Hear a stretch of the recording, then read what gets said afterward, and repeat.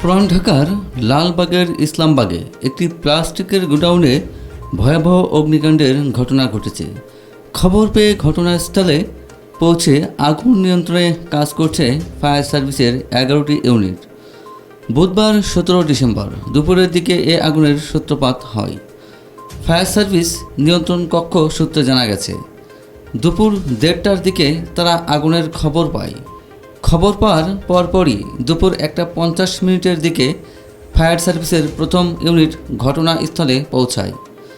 আগুনের তীব্রতা বেশি হওয়ায় পর্যায়ক্রমে আরও ইউনিট যোগ দেয়। বর্তমানে লালবাগ ফায়ার সার্ভিসের 2টি, হাজারীবাগের 2টি, পলাশীর 2টি এবং সিদ্দিক বাজার থেকে 3টি ইউনিট সহ মোট 11টি ইউনিট আগুন নিয়ন্ত্রণে জোর তৎপরতা চালাচ্ছে। প্লাস্টিকের গোডাউন হওয়ায় আগুন দ্রুত ছড়িয়ে পড়ার আশঙ্কা রয়েছে।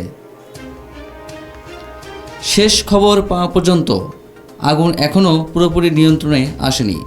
আগুনের সূত্রপাত কিভাবে হলো তা তাৎক্ষণিকভাবে জানা যায়নি। এছাড়া এ ঘটনায় এখনও পর্যন্ত কোনো হতাহতের খবর পাওয়া যায়নি।